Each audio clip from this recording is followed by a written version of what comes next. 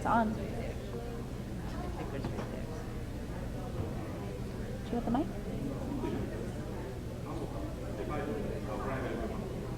Okay.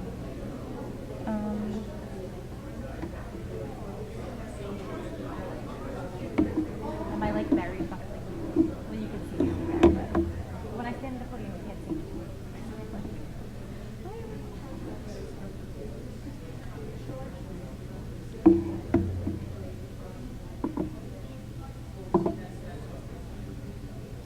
I think you'd have to turn it on.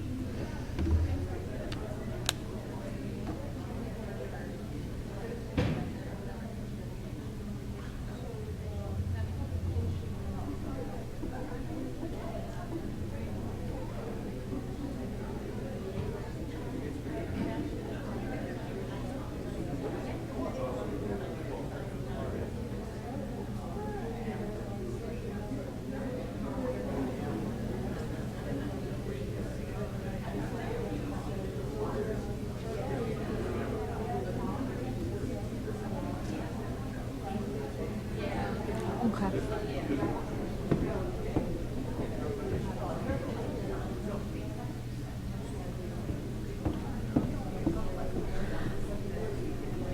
Good morning, everyone. How are you? Well, thanks so much for joining our presentation, the 411 on Articulation Agreements. We are very interested to know who we have in the audience today. So before we introduce ourselves and go over the objectives of this particular presentation, would you mind showing, who here is faculty? Okay, you rule, okay. And how many staff members do we have? Okay, perfect. So how many of you are currently engaged in an articulation agreement at the high school or transfer level? Several of you. Any of you considering entering into an articulation agreement at the high school or transfer level? Okay, good. So hopefully what I'm seeing is that there's many faculty in the audience, so thank you so much for attending. A few staff members, so maybe you're even participating or have to answer questions about the articulation process. And we're also seeing that not many of you are engaged in articulation agreements, but there is some interest in it. So our goal today is to help answer any questions that you might have about the articulation agreements that we currently have and the ones that you might be interested in entering into and what that process looks like. So, with me today is Carlos Nazario. He's the Associate Director of Admissions, and he is the enrollment management point of contact on the transfer articulation agreement side. We also have Dr. Dean Anthony Pittman, who is the Dean of the College of Education and is also steers the committee for the high school articulation agreements. And we have Miriam Raja from the Office of University Counsel, and she is our counsel for both high school and transfer articulation agreements. So each of us will be sharing really what our part is in the process, and really what the point of these committees are, and the standardization process, and our part in each of the standardization of the articulation agreements.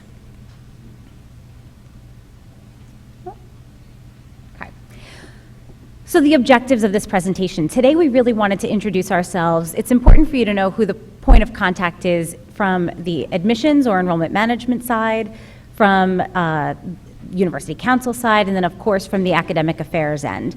So we wanted you to meet us so that you know who to go to if you have questions about any of current articulation agreements or ones that you're entering into. We wanted to really articulate what the intention should be of entering into an articulation agreement. So we're going to talk about some of the benefits of an articulation agreement from both the high school and community college viewpoint, as well as from Kane's viewpoint, and really what makes a strong articulation agreement or a strong prospect to go into an articulation agreement. We're going to share with you all of the articulation agreements that we currently have that are active, so hopefully that'll be either validating information for you or good new information. And we're going to go over the process with you from both the undergraduate, so the freshman side, if you're interested in going into an articulation agreement at the high school level, what that process looks like entering into an agreement, and the reverse. So if you're interested in entering into a transfer agreement, what that process looks like. Okay. So the High School Articulation Committee consists of myself, Dean Pittman, and then Miriam Raja. And so the intention of entering into high school articulation agreements can be slightly different than the intention of going into a transfer agreement. I can tell you I come from the enrollment management world, and so we're always looking to recruit new students, and so really the primary or most obvious reason that Kane would be interested in going into a high school agreement is so that we can really reach students earlier on in their high school year, get them exposed to Kane, have them have access to Kane courses, get that Kane experience under their belt, and hopefully that will translate into yielding a new student, a new freshman, upon their graduation. So the intention at the high school level is to really do that, really expose Kane to the community, and with the hopes of recruiting more students. There's so many benefits to Kane, even if students don't actually get recruited into Kane, but really the primary purpose is to recruit a new class and create these pipelines of students and schools across the state that we can work with. Some of the benefits at the high school level. So why are the high schools interested in creating articulation agreements? Most high schools have some level of college coursework that's offered in their high school or off campus at a local site. So the high schools are very interested in exposing their students to college level coursework early on. They're also interested in earning credit that they can translate to their institution that they wind up enrolling with as a freshman. So whether they choose to enter into an articulation agreement with Kane, so say we have Union High School and they want to go into an articulation agreement with Kane, and that articulation agreement might be for a full program or it might be for one course. That course, if they successfully complete it and earn a grade of a C or better, whether they choose to attend to Kane or not, they already have college credit that they can transfer to any institution that will accept that course and grade. There's typically a reduced tuition rate, so students are earning college credit at a lower rate than what they would earn it in college, so it's a nice way to get some credit at a more affordable price earlier. And students can take courses that appeal to their specific interests, so it's a nice way for them to survey a course, whether it's English or math, which is pretty general, but then there might be some more specific courses that you can offer, theater, design, or some more very specific kind of interest-based courses, history or anything. So it gives students that opportunity to really take a taste of what a course might look like at the college level.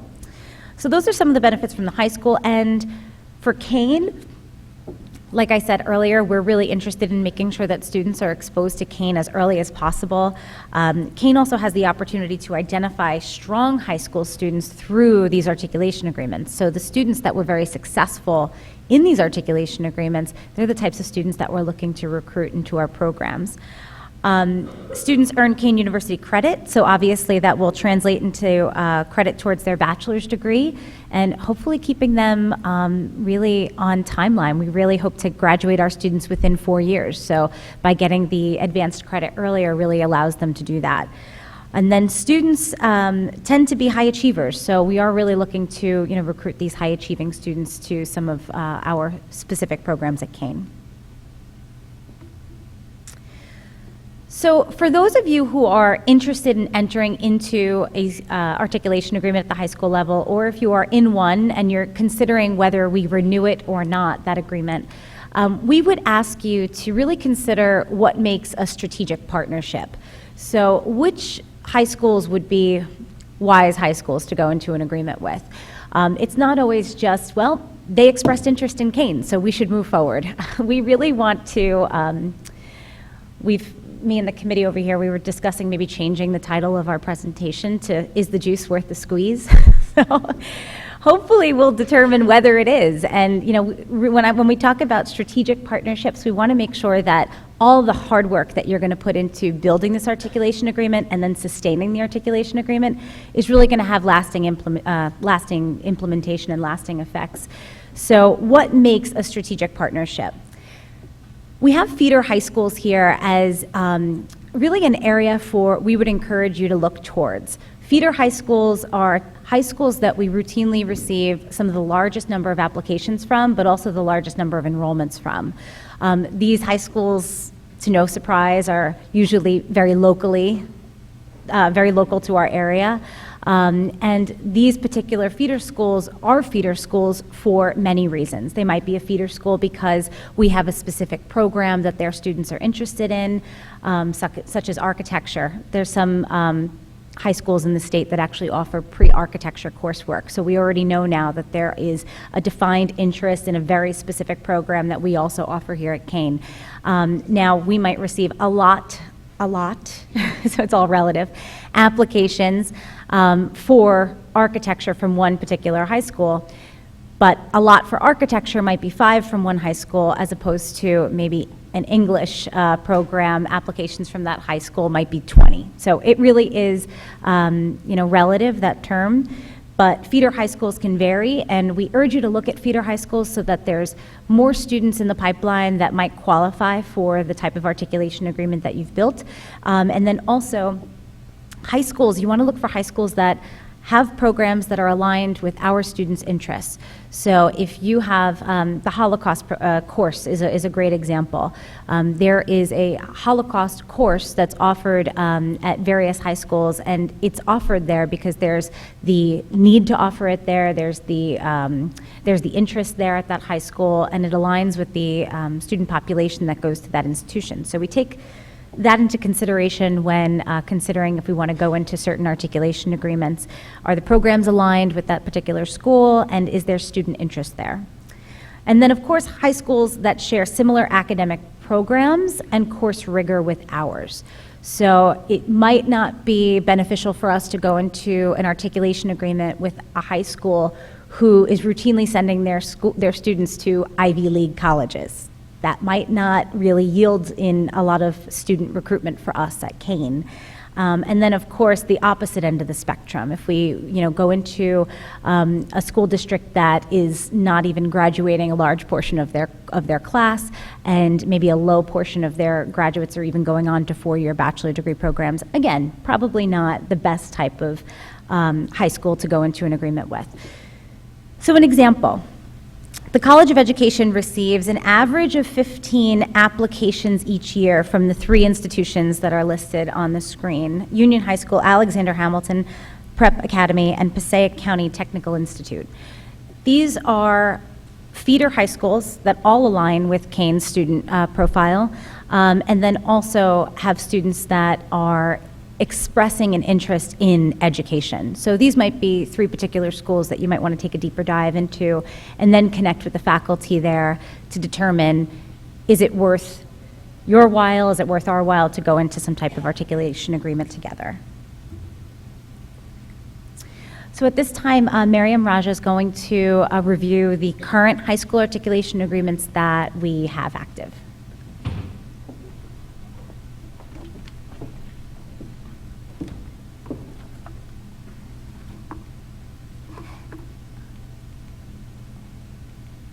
So this is like a brief snapshot of the agreements that we currently have or that are active with different high school agreements. So you can see that the data that we use to compile this list starts with the partner high schools that we have agreements with, the programs and the specific contacts within those programs who are the liaisons for Kane University, the description of the agreement, the start date, and the expiration date. That's all the data that we have from the contracts that were executed. And at this stage, we feel like this information is important to guide us for the future, where we determine what agreements we should create, what high schools we should collaborate with. And I feel like if the departments can contribute to this list by adding what successes they saw, how many students they got, what was the interest level, it would help guide other programs who would want to collaborate with these same schools.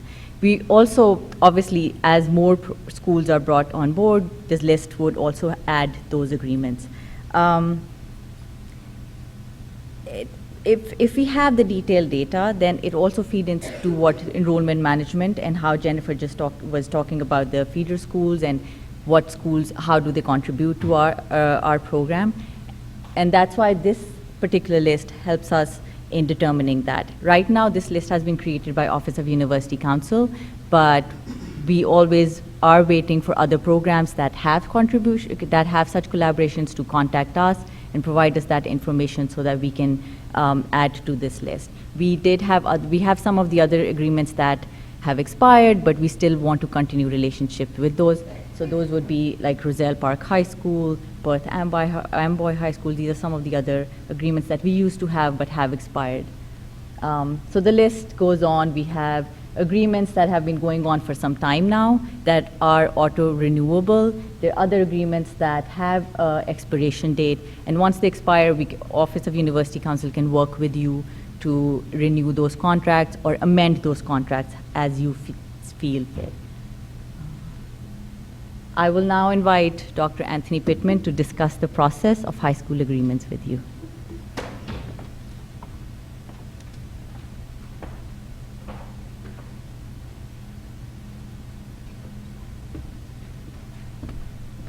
Good Monday morning.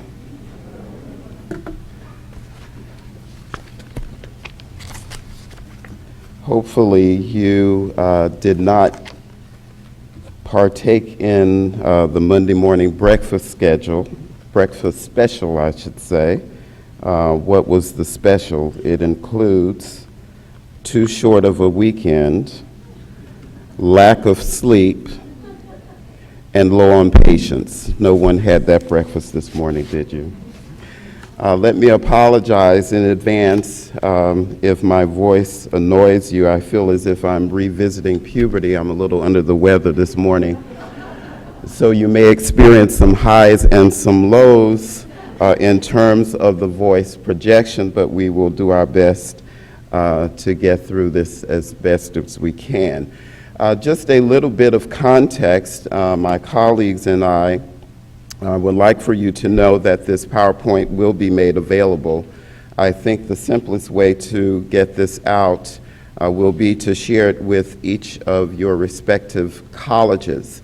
So we'll make sure that this gets out to each of your deans, and it can be distributed from that particular venue. An additional background piece of information: why this process? Why did we even decide as an institution to go in the direction of streamlining articulation agreements across the board? What we found is that when we came together as a committee and asked questions about the process and questions about existing agreements, we found that there was a lot of variance even in dealing with single districts. For example, in one particular district, we had 2 agreements going on, and the prices in terms of tuition rates were different. And so obviously, we can't have that to continue. And so we thought it best to streamline the process and to make sure that everyone is treated fairly and equitably, and obviously to make sure that we increase our enrollment. So what you see here is a flow chart. I promise you that it is not as complicated as it may appear, but this is designed for greater efficiency. Told you you would hear it. You heard that? Greater efficiency, and certainly to streamline our process. So it begins in your respective programs. We need for you to make sure that if you have identified a district or a school in which you are interested in partnering, that it needs to be a strategic partnership. To go back to Jennifer's point about, is the juice worth the squeeze? And so strategic partnerships means that it will generate a boost in enrollment, and that we're able to track those candidates as they matriculate through our various programs. So stage 1 of this process really is making sure that you will have met with the dean of your particular college to discuss what the agreement should look like. Again, I want to emphasize the point about strategic partnerships, making sure that we would at least get a cohort of 15 plus students, just so that you know the Board of Trustees for the institution passed a resolution for a discounted tuition rate of $200 per credit, okay, for cohorts, new cohorts of 15 and above. And so in terms of strategic partnering, that's what we're looking for. So you will complete a notice of intent, and that comes along a little bit later. You'll get to see a preview of what that is. As I said, we will make sure that this is circulated so that everyone who is struggling to read what is up here, you will have it at your fingertips. Stage 3 then, after you have secured the permission of your respective dean to pursue a particular district, you have generated a notice of intent, so that you are aware this is not a process that is uncharted waters. There are templates that are available to you. Those are housed in our Office of University Counsel. When you get ready to generate a new notice of intent or a new articulation agreement, there are paradigms for which you can follow, so you're not starting this process all over on your own. Of particular interest in this stage 3, are the curriculum alignment processes. So you will need to make sure that your program, your department will have met to talk about particular courses that you may be interested in giving students credit for. if those will indeed transfer in. But all of those particularities will need to have been worked out with your college dean, of course, in consultation with the Office of the Registrar. And where student accounting is implicated, we need you to also make sure that you will have engaged them as well, such that students can be coded and properly tracked over the course of their matriculation here at the institution. I'll just call to your attention, rather than read all of this here, the draft itself. What should be contained in the draft? We really need you to make sure that you have identified a strategic partner, and so sharing with the committee what that means for your particular program. So if this is a new program in your particular college, and the idea is to boost the enrollment, then that's the kind of information that needs to be formulated in this draft. What particular population are you targeting? How many students you expect to participate in this process? Again, keeping in mind the board-approved resolution of a cohort of 15 plus receiving that tuition discount.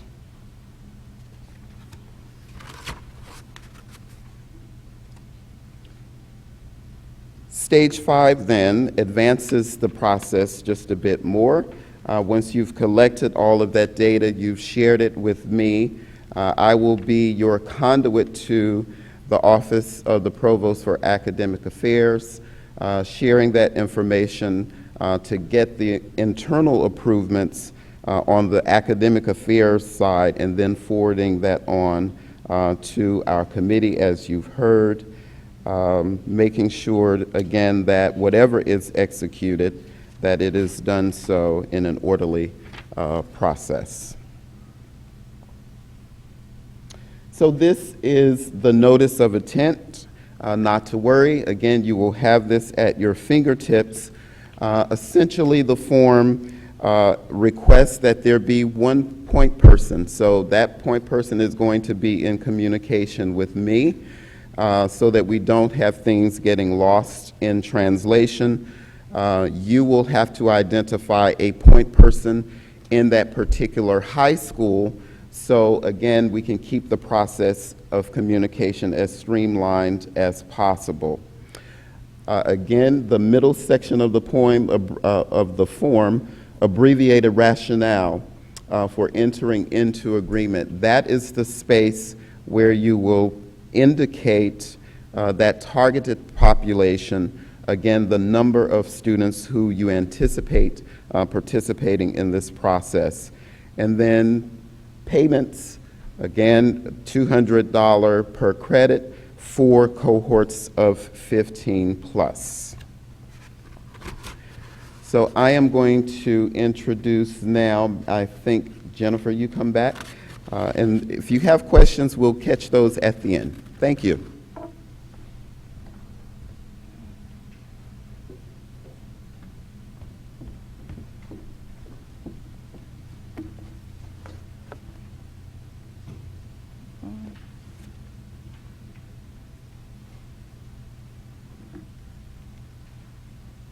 Okay, so I wanted to briefly review with everyone how to utilize the high school articulation agreement as a recruitment tool.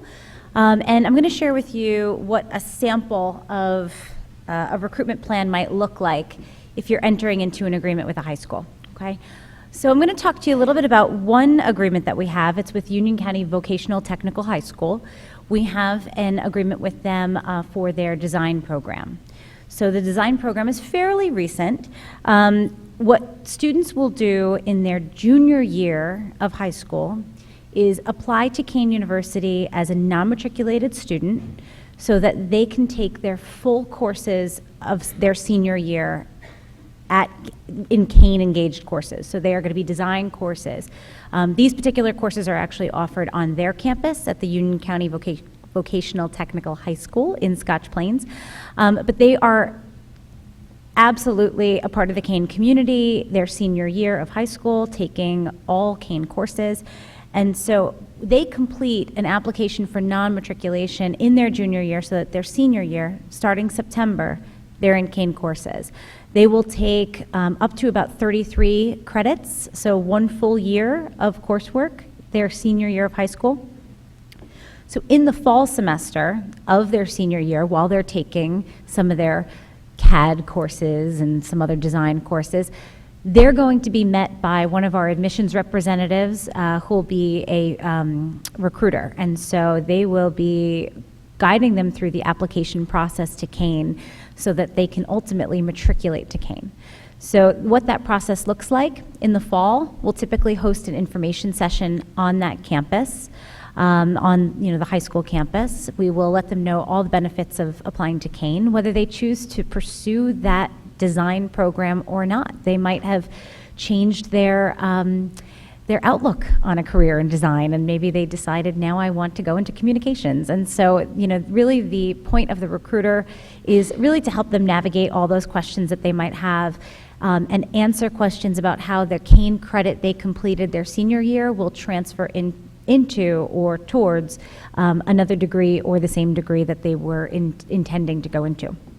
So we'll be at their high schools doing information sessions. We'll also host instant decision days where we waive their application fee to Kane, help them complete the online application, collect their application materials such as transcript, official test scores, any letters of recommendation or essay that they might submit, and we'll provide them with an accelerated admission decision on the spot so they can really have that kind of personal touch and meet that point of contact in admissions to help them through the process. Then what will happen is, we'll typically meet them again their senior year in the spring, where we'll host a celebratory event with them, answer any questions that they might have about enrolling at Kane. And their advisor here at Kane University, the program advisor, works with them to register for their courses their senior year. The benefits of the articulation agreement to the student, we give them this personalized attention. We're constantly on their campus, always providing information sessions to their sophomores, juniors, and seniors. Kane is a household name for them. They're very familiar with Kane. They not only have relationships with the admissions department, but they also have relationships with the academic program coordinators or the faculty members of the programs. So that's really nice to see. And then basically, their advisor is the one who's really helping them choose their courses for the next year before the advisor passes the baton to their official advisor as a Kane student. But it is important for you to just take a look at what the sample timeline might look like, ways that we can really engage these students at their high schools, and at what times of year we do that. And the two pieces I really want to stress is that non-matriculated application piece, which is when they complete their junior year of high school, and then their senior year, that's when they go ahead and complete the formal application for full matriculation once they receive their high school degree.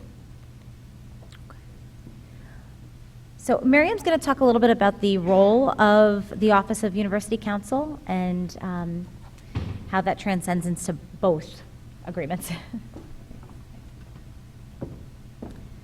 So I will briefly go over the role of Office of University Counsel in specifically high school articulation agreements and the transfer agreement process. As Dr. Pittman said earlier, we have provided templates, or we have created templates for high school agreements as well as transfer agreements. These templates are with Dean Pittman and Enrollment Management, and with our office as well. So once you've decided that what program will collaborate with which high schools, our office or Dean Pittman's or Enrollment Management can help you in completing the articulation agreement, the document itself. Specifically, the main chunk would be of that document is the business terms or the academic terms that your department will define in discussion with Dean Pittman on what credits, for instance, what credits you would like to offer, how many credits, the cohort rate of students, the minimum grade requirement for your own program, the start and end date of this agreement, and any other special conditions that you would like to add which are required for the students when they enroll. So those terms have to be defined by your department and must be approved by academic affairs before you share that document, that completed document, with the Office of University Counsel. Our office would review that document for legal sufficiency. We can help suggest language. We can advise on how you would want to word it, whether you want a document to be a bit vague or you want to be specific. So we will work with you in completing that document at Kane end. And then the board resolutions would be prepared from case to case, from cases to cases. So if you're introducing a certain condition in an agreement that has to be approved by the board, Office of University Counsel will again help you create board resolutions so that they can be presented by your department or academic affairs at the committees and at the board itself. As Dean Pittman had mentioned, the cohort tuition rate for high schools was approved by the board, and it is $200 per credit right now. This would be updated annually. So the board would be approving this, and there'll be a new cohort rate, same or new annually. Again, Office of University Counsel would be helping the Academic Affairs Office and Student Accounting in drafting that resolution, and then it would be presented to the board, and a new resolution would be created. So our templates would be referencing that board resolution. So anytime the tuition rate would be updated, we would change our templates based on that. And those, again, would be shared with academic affairs and enrollment management. I also wanted to go over the contract negotiation phase itself. We have been talking about articulation agreements and transfer agreements, which is a much bigger, and we've presented it as a much bigger picture, which is what it is. I specifically wanted to talk about the contract creation phase, on how we will be how steps have to be followed by the departments. So again, starting with completing the template, filling in all the information, making sure that you have reviewed it within your program and with the Academic Affairs Office, and that it has been approved. It should be completely vetted at our end, at Kane's end, before it is presented to the partner institution. Once the template is complete, it will be shared with the partner institution. Some programs, since you have an ongoing relationship with these partner institutions and the liaisons, your department would be taking it outside and discussing and negotiating the terms. If there are multiple programs, we can always discuss as to who would be presenting that particular agreement. It could be academic affairs or enrollment management. Again, that is something that we can work at the time when an agreement is being created.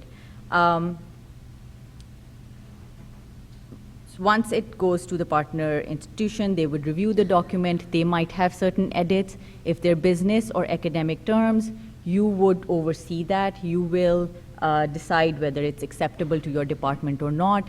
Again, since these are business or academic terms, the terms that you would be implementing, you have to own the agreement and work with the partner institutions on coming to a final document. Once the terms have been finalized, it would be sent to the president for signatures. Again, as a department, you should own the document, make sure that it is executed, and once it's executed, you would be sharing it with other departments within Kane that will assist you in implementing that document. So forwarding it to the registrar office, discussing it with student accounting if there's special fees involved, and also sharing that signed document with the Office of University Counsel, with academic affairs and all other departments that would be assisting you in implementing that document. You should have that document saved with you because that will be your point of reference to make sure that you are implementing the terms that we had agreed to. The important thing, and which I had mentioned earlier as well, you should record data once the program has been implemented. How many students came in, how successful was it, once the students completed their program, where did they move, or how it helped Kane University. That would feed into our future lists that we compile at a later date. And then lastly is If there are certain agreements that you feel need to be amended or need to be terminated or expired, you should contact our office. Often what happens is that there are currently agreements that are going on since 2000 or even before that, and they are being the term in those agreements is that they are being auto-renewed. There is no expiration date. However, in reality, those programs have not been implemented or are not running right now. So it is important that you close that loop if you do not want to collaborate with a certain high school, or if you want to amend that agreement, you should approach Office of University so that we can help terminate it, or we can amend the document and work with you in however you would like to pursue that particular partnership. So that's a brief outlook of how our office would help you with this process. But as I'm, like, you know my contact, you can always contact me for further information and questions. I will now invite Carlos Nazario to discuss the transfer agreement process with you. Thank you.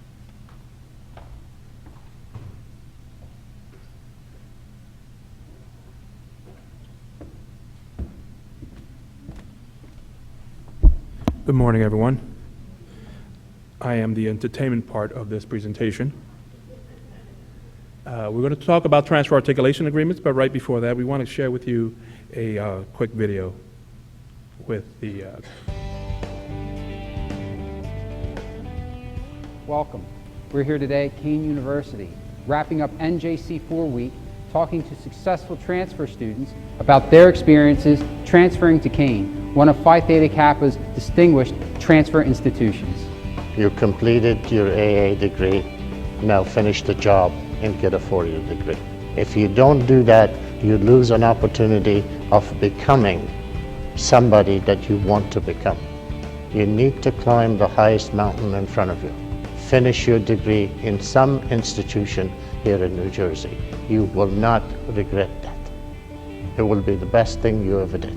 The reason why I came here is the environment. The professors are great, the students are great. Everything about Kean is wonderful. Once you get comfortable in transferring here, and like I said, being a transfer is not easy, trust me, I can tell you. Kean University made my transfer process easy because of how the student ambassador helped me get through. She helped me get my transcripts together, she helped me get my essays together, she helped me get my fee waiver together. And she gave me a tour, she gave me a comfortable first feeling of Kean. I was shocked by how easy it was to transfer here to Kean University. The transfer process here to Kean was simple. I filled out the application online and received their decision. Within a short period of time, I did do instant decision and I was accepted on the spot. And then afterwards, I applied for the scholarship that they offered here, and I received the Maxine and Jack Lane scholarship, so that's how I ended up here.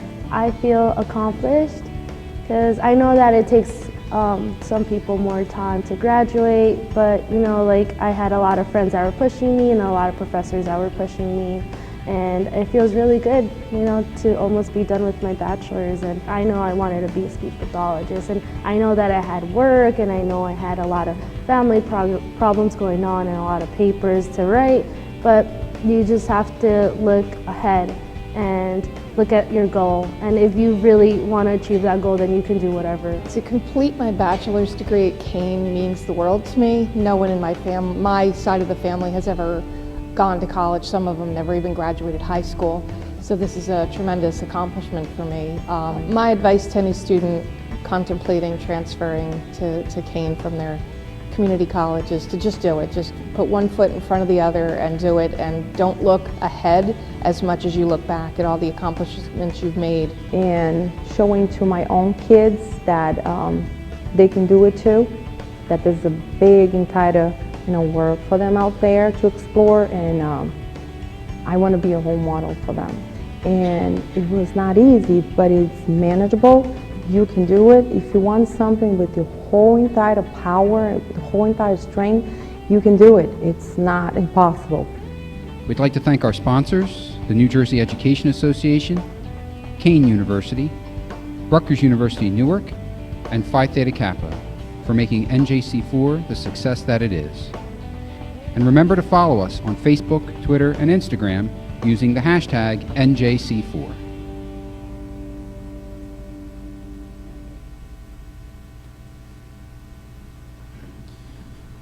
be recognized by NJC4 is a great accomplishment by Kane University. I've been in higher ed for about 20 years now, and one of the other institutions that were listed up there is where I came from. I've been here at Kane University now 6 months, still feeling my way through, but I'm excited to be able to come before you today to talk about my bread and butter, transfer articulations. As far as the Transfer Articulation Committee, Dr. Kubo, who we wish quick recovery, is part of it, as well as myself and Miriam. And this is our community college articulation agreement process. It's a little less convoluted than you might have think, but the process here, if you look at the darker blue balloon there, it would show that the initiation can be done by the departments, meaning faculty, or even the admissions reps. Why the admissions reps? Well, many times when we are meeting with community college reps, they are talking to us about what programs that they have, new programs that they may have, or even what students are mostly interested in now within the community college and how things are changing. So we're the conduits as far as being the liaisons outside of the institution itself.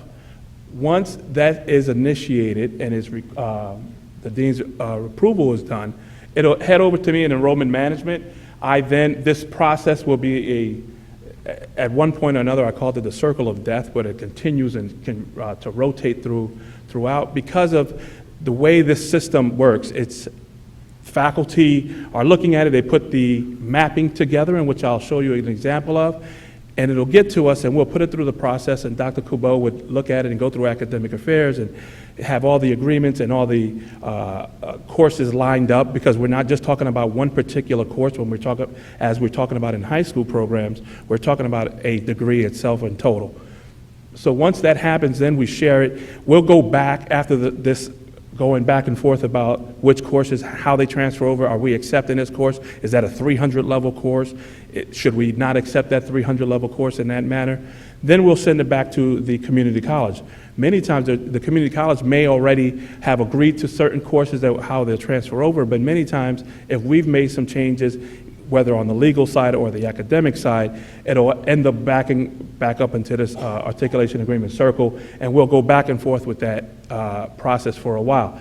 This usually takes, it can range between 2 months to about 8 months having articulation agreements. I walked in 6 months ago with several articulation agreements being started, and I'm at the process now and finishing it up with the help of Miriam, and where a lot of changes even now are still happening within that agreement themselves.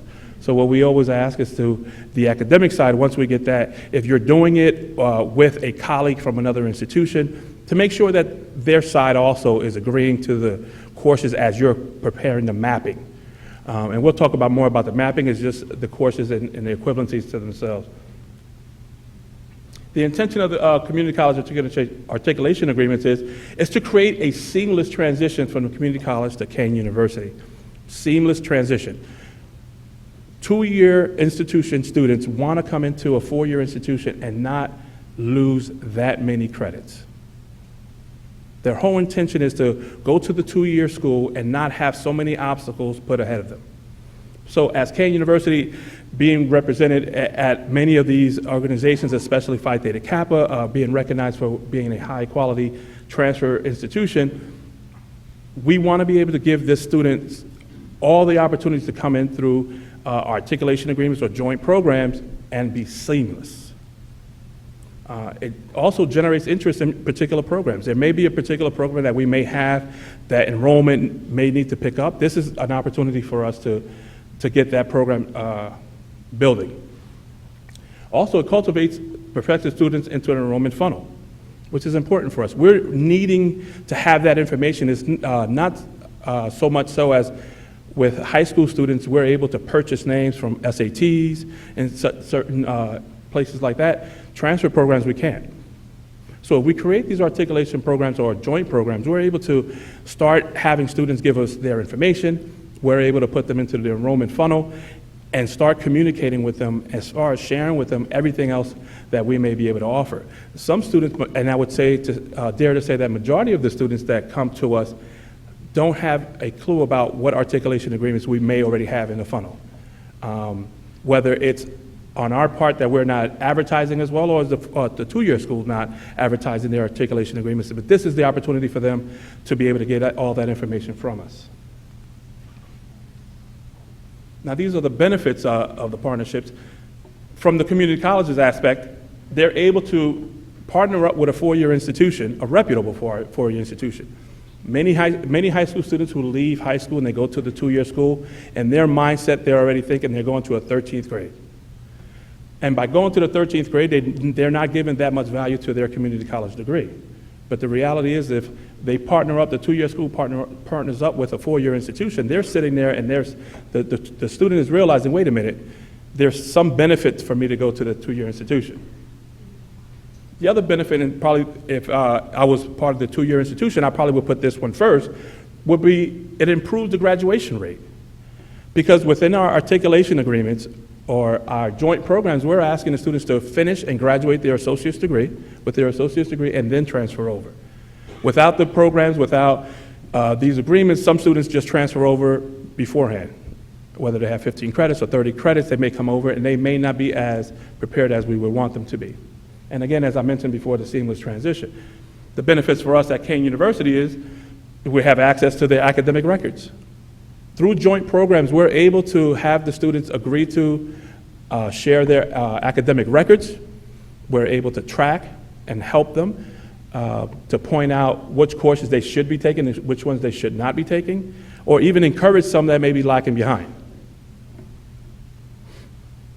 And as I mentioned before, they're better prepared students because they're graduating. They're having their associate's degree, and they can come right over and transfer over if we follow the Lampen law through with a junior status. And admissions officers are able to recruit for each agreement. So when the admissions team goes out, we can also talk to particular students if they decide that they're coming in, and let's just say they're interested in theater. They can talk to that agreement and say, we have an agreement with this institution in theater, as an example, and we can talk to them about how easy it would be to transfer. And more importantly, it's free advertising for us. The two-year school would actually put information from Kane University at their schools, in their offices. They'll share that information via email with them as well, and we get the free advertising. Now, this is more or less the flow chart that I given you just earlier. With the enrollment management, I will be the one facilitating all the curriculum and the mapping process throughout that time. What I'll be doing is, once I collect that information, I'll share that with Dr. Kubo and Dr. Tony. They'll take a look at that and see it and matching up and see if the courses are relevant to each other. And we ask that we receive your mapping, if you're the one creating it yourself, or if it's coming from the academic side, from the admission side, to try to get that in within a 2-week period so we can move it along. And again, it just shows how fast and how much of this body just continuously moves from one point to another, because anything can derail the articulation agreements when you're talking about 2-year and 4-year schools. And towards the end, you see that we work with all the offices as far as the academic side, also with University Council, the Office of University Council. And at the end, once we complete this, we send it out to be signed by the president to have this articulation agreement done. And then what we do as an admissions and enrollment management, we actually go out to the institution itself once it's completed, and we sell it. And we talk about when we host instant decision days at their institutions, we're talking mostly about these programs that we have to try to build those programs up. Just the one thing so you can understand, as well as an enrollment, with the enrollment team or the admissions team, it's very limited time that we have to interact with a particular student, whether it is at an instant decision day or is at a college fair. So if we're able to talk about the particular agreements in that limited time, that would help your program grow as well. And this is a copy of what a mapping would look like. We ask that if you want a copy, we'd definitely send it out, as Dr. Pittman said. But we ask that nothing changes except the highlights on there, which you would add the school's name, the program, the codes, and that's exactly what you'll forward to me as far as what the articulation and the mapping would start off with. We would add, obviously, the courses, the general ed courses that we need will be the Kane courses, and on the green side of it will be the courses from the two-year institution.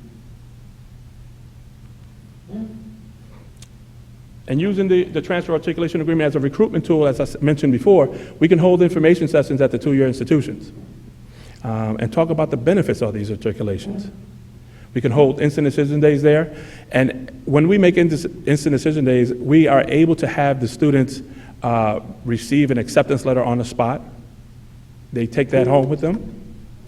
That was good, right? I was a former athlete. And at the end, we're also able to facilitate credit evaluations for these particular students. And if you need a copy of that curriculum sheet, you feel free to contact me at my email address. And we're able to give you also the instructions on how to fill in all the blanks in the yellow highlighted areas for that. Okay? Any questions? Yes? Carlos, thank you to everyone else for a very specific and helpful workshop. And this was certainly a very good use of my time. And so I'm grateful for that. The question that I have is, in history, we want to get people who are doing paralegal to get them into a BA in history with a pre-law option. People have other timelines of that. Just in terms of terminology, what's the difference between an articulation agreement and recruiting a kid to do 2 years at Union and come to Kane? But is the articulation agreement essentially taking the Kane Ocean model and applying it to these other places? It's that articulation agreements have been in existence, I believe, before Kane Ocean was ever in existence. So to say, is that their model? No, not particularly. And it's not to take away from the two-year schools either. These articulation agreements are created on the basis of students who already have been enrolled at the two-year institution. I get that, but it just seems to be, I'm trying to figure out whether the process is working. What is the squeeze? Great line, if I can say it properly. You've got this articulation agreement, right? Why not just go out and recruit the people to come into your program? Why do we need, there's got to be something I'm missing. Why must we have that? How does that articulation agreement help increase the passage from two-year school to us? Okay. I'm going to try to take a stab at this one. Oh, can't hear me. Okay. The voice thing. Hi. Can you hear me? Yes, okay. I'm going to try to take a stab at this one from the high school perspective. What we've done, well, think of it this way. If we are strategic in the process, one, it makes it smoother for those individuals who are transferring into Kane. We want to make sure that when they get here, that they remain here. And so being strategic in terms of from our approach, coming across as a coordinated organization with a particular end in mind, obviously for those students to enroll in a program that will lead to a 4-year degree. The other way to think of it is in terms of the benefit for those who will transfer here.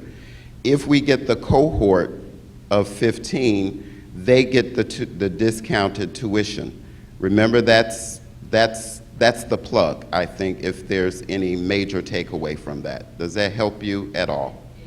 I understand that from the high school level. I still see, because we want to make the transition smooth. Right? Because of the Atlantic law, the student is coming in with 2-year AA from the New Jersey Junior College. We already have to give them every single credit by law. Well, not. Well, and I know I have transfer evaluators in the back of the room who could probably speak to this a little bit better. But Lampet law states that if a student graduates with an AA or an AS, they can come into the four-year university with junior status. Does not mean that all the credits are going towards their degree. That's the difference. So Lampet was created so that the student who's leaving the two-year school is not repeating the same courses again at the four-year institution.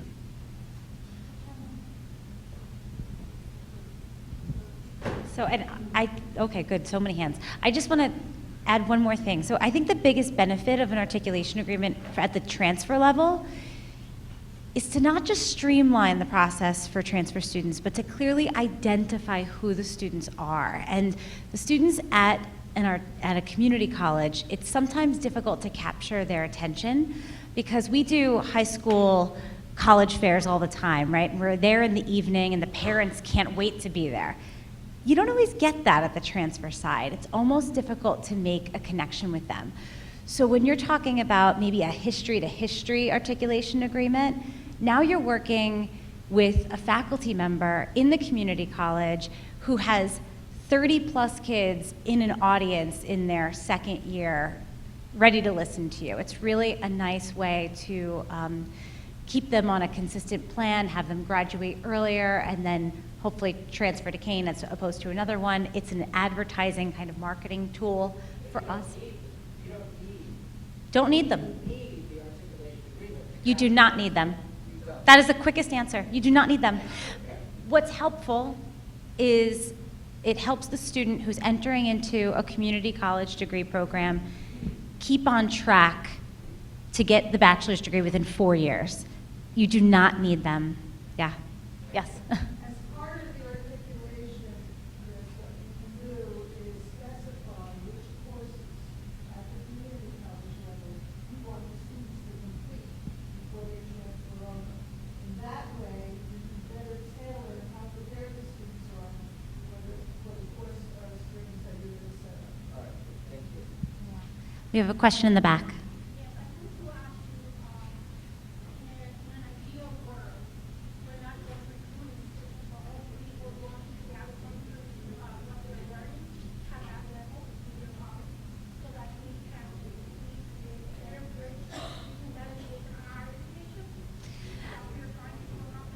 That is a great question. So, and I'm just going to rephrase the question. Let me know if I got this right. But one of the benefits of going into these articulation agreements with a community college is to also understand the coursework that they're taking in their 2 years so that we can better coordinate the transfer of the credit into the four-year institution. Is that a good summary? It's a benefit. Would I say that it's one of the missions of going into an articulation agreement? It's farsighted, which is good. I don't know that that's the intention of going into articulation agreement, but it will certainly help prepare us to, for that particular articulation agreement, know what the students are coming from that school into Kane with. The coursework changes from school to school, so I don't know if you want to add anything to that, but. As I mentioned earlier, within the articulation agreement, there are some institutions, two-year institutions, who believe that some of the courses that they offer are equivalent to a 300 level or 3,000 level courses here. So with the articulation agreements, we are already putting forward the information just to say, this is what we're accepting if you're coming from this particular major and you're following this particular track. Unfortunately, I've been doing this so long that I remember when we first started the articulation system, which is now NJ Transfer, it was started with the intention of the students following the curriculum of the four-year school rather than the two-year school, in which it wasn't beneficial to them to graduate with the two-year degree. So when the articulation system first started, it was, you need to take this course, and this course, and the community college would say, but wait a minute, they need these other two courses to graduate and receive the associate's degree. So at one point, students were graduating with 70 credits just to be able to follow the articulation system and achieve an associate's degree. So when NJ Transfer became, it was to get everyone together and understand that courses should not have been repeated, and have that agreement with it. Yes. I just want to say that my experience when I worked at Middlesex Community College is they asked us for course outlines so that they could better make their courses align with what we were going to credit them for. So that's part of the discussion that undergirds an articulation agreement. Do we have any other questions? I saw a few hands raised. Yes. I agree with Susan because dealing with the ocean and I've been on articulation agreements with our league, it forms a better bond of communication so that you're not only helping the students, but you're helping your institution formulate their system to flow better into your system. So I think that's the part I think the articulation agreement to establish that communication. Do you have any more questions? Okay, thank you all for attending our session.